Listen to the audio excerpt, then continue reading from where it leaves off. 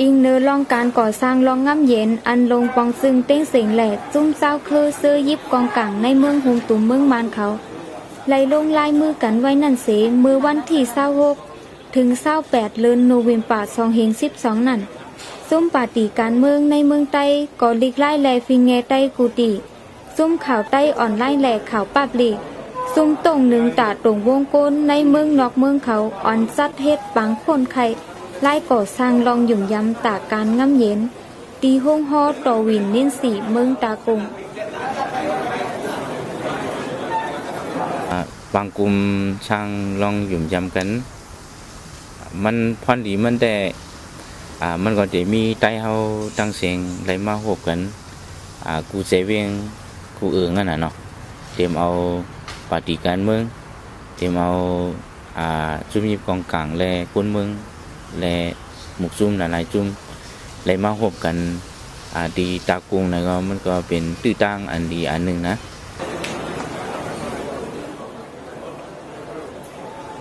วันเปิดฟังนั่นเตมีผู้ใหญ่ก้นหลงมากขึ้นฮอตหมอกลาดข้อความเมื่อหนังหูเป้าปาตีโฮเซอร์เจ้าคุณทุนอูตูแตน SSPP SSA ปอทองเจ้าซื้อแทนตูแตน RCSS SSA ปอซันเจ้าปองคือตูแตนตับซึกอ้อยหลี NDAA ซุมเมืองลาเจ้าหนันใจสั่นผู้ลงแหลนภายป้ายปิญญานั่งหอมเหล็กแกมผู้นำในปาตีเสือเผิกซ้ายหมองติ่งผู้นำในปาตีพี่น้องใต้แหลงซ้ายซอวินทุนภายลงปองซึ่งช่ำมีอุอ่องมินအခုတော့ပထမဆုံးအချိန်အခုလိုအဖွဲ့အစည်းစုံစုံနဲ့လည်းဆုံးတော့ကျမတို့ဒီမှန်ထားတဲ့ဉာဏ်ဉာဏ်ရေးအတွက်တိုင်းတော်လူတို့နဲ့တူကြပါတော့ဝေထွေးသောဆက်ဆံမှုများတိုးတက်ဖြစ်ထွန်းလာပြီးယုံကြည်နိုင်ငံရေးပါတီတွေ CSO NGO ပညာရှင်တွေတစုတစည်းငြိမ်းချမ်းရေးအတွက်ဝိုင်းဝန်းဆွေးနွေးကြမှာမို့เลอเซนั่นดอกตาไส้อ่องทุนหมอแต้มหางหล่นไส้สังเพหมอแต้มความหลงไส้คำเล็กแหละผู้ใหญ่ก้นลงหลายๆเจ้าก็มากขึ้นฮอตปุกโก้กันตากข้าวตั้ง3 วัน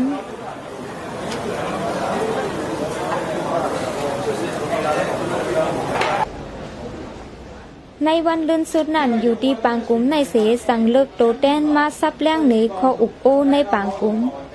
ในปางซับแล้งแซงข่าวนั่นเตมีซุ้มข่าวในเมืองนอกเมืองเขาเอาข่าวแหลกต้องทำลองเงาไล่การเมืองย่ำเดี๋ยวแหลกอยู่เลยลองปางกุ้มในมีบางตึกแต่สินะเขาพาได้เลยไปสิมันแต่สิจึงเมื่อเขาพาก็เล็กๆขนมพาอะไรผ่าตัวผ่าแม่ผ่าปูก็ขนมนั่นเพื่อเท่าไหร่เลยไปส่งกว่าอยู่ที่เรียนแลนด์ลิงไทยขนมก็ทีนั้นได้เขาพาก็เลยอย่าเลยละตั้งใจขนมเลยจอมทีนั้นได้จอมเลยมีเปิดการสอนอันที่เป็นลิทมานขนมอันนี้เลยเป็นตัวค่ะเป็นการคาเฟ่สืบลาแทงแรกนั่นเมื่อเข้าพาได้ตั้งน้ำค่ะอันที่หมอรับประมาณเราย้อนภาษาในมีห้องเทมไรกว่าคือห้องเทมเจออันมอไปก็เป็นเจออันนี้ยังอยู่ในเวทหลงอันนั้นก็ยังแบบคืนเทมในขณะเวท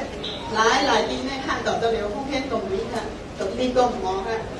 กับในแรกอันนี้วันเมืองไทยตั้งน้ำได้ก็ยังเป็นนอกไล่อันนี้อยู่ค่ะเขาอุบกันในบางกลุ่มเช่นนั้นก็มันก็ลองกูจะเจอกูลองก็มันก็ไล่ช่างลองหยุ่มยำตัดเหตุการณ์กว่าเจอคือพลามีเจอคือในก็มันก็ไล่เข้าไล่ฮับหูไล่กับ10กับชันกันนั่นนะอันนั้นได้เป็นพอนดีตอนตาใต้เข้านั่นอิงเดอลองซัดเฮ็ดปางกุ้มในเสคูมากขึ้นฮอตเขาหันถึงว่าปางกุ้มปอกในเป็นอันใหญ่ลงในข้าวตั้ง60 ปีป่นมาย้อนมีปีน้องไต้หลายสีเวงในเมืองไต้มาหบทบกันนำลือกูบอก